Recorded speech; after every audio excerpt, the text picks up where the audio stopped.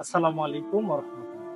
প্রিয় দর্শক, মাহমুদুল ব্লগসের পক্ষ থেকে সবাইকে আন্তরিক শুভেচ্ছা এবং মোবারকবাদ। আর দর্শক, আপনারা সকলেই জানেন, যেহেতু জিলহজ মাস চলমান, সেই হিসাবে মহতারাম আমরা জানতে চাচ্ছি হজ্জের ফজিলত।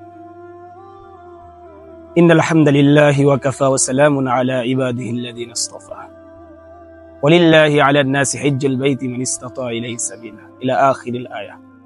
মুহতারাম, খুব সুন্দর এবং সময় উপযোগী একটি প্রশ্ন করেছে। যেহেতু হজ্জের মাস চলতেছে, আল্লাহ রাব্বুল আলামিনের অসংখ্য অগণিত বান্দাবান্দি পৃথিবীর বিভিন্ন প্রান্ত থেকে কানাই কাবা জিয়ারতের উদ্দেশ্যে আসতেছেন। কিসের জন্য?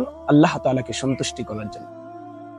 তাহলে এই হজ আদায় করলে কি ফায়দা হবে, এ সম্পর্কে আল্লাহ রাব্বুল আলামিনের প্রিয় হাবিব দু জাহানের সরদার মুহাম্মদ আরবি সাল্লাল্লাহু আলাইহি সাল্লাম বুখারী শরীফের এক হাদিসের মধ্যে উল্লেখ করেছেন, 1521 নম্বর হাদিস।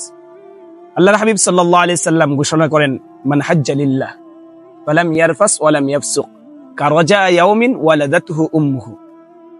আল্লাহর হাবিব সাল্লাল্লাহু আলাইহি সাল্লাম ঘোষণা করেন, যে ব্যক্তি হজ আল্লাহর সন্তুষ্টির জন্য হজ করতে গেল, সে সেখানে গিয়ে কোনো গুনাহ করলো না এবং স্ত্রীর সাথে সহবাস থেকে দূরে থাকলো, সে যেন হজ শেষে তার নিজ বাড়িতে অর্থাৎ নিজ দেশে এমন ভাবে সে ফিরে আসলো, এই মাত্র যেন তার মা তার গর্ভ থেকে নিষ্পাপ অবস্থায় যেমন একটা শিশু দুনিয়াতে আসে, এইভাবে নিষ্পাপ হয়ে একজন হাজী সাহেব তার বাড়িতে আসে। সুবহানাল্লাহ।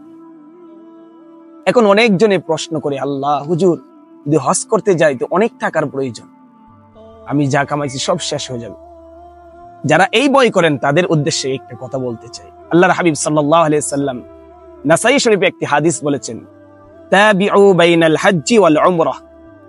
যদি কোনো ব্যক্তি ধারাবাহিকভাবে হজ এবং উমরা করে, আল্লাহর হাবিব সাল্লাল্লাহু আলাইহি সাল্লাম বলেন তাকে দুইটি পুরস্কার দেওয়া হয়। সুবহানাল্লাহ। কয়টি পুরস্কার? দুইটি পুরস্কার দেওয়া হয়। এক হচ্ছে, আল্লাহর হাবিব সাল্লাল্লাহু আলাইহি সাল্লাম বলেন যে তার দারিদ্র আল্লাহ রাব্বুল আলামিন দূর করে দিবেন। সুবহানাল্লাহ। এর চেয়ে বড় ফজিলত আর কি হতে পারে? দুই নম্বর হচ্ছে, আল্লাহ রাব্বুল আলামিন তার গুনাহগুলো মাফ করে দেন। সুবহানাল্লাহ।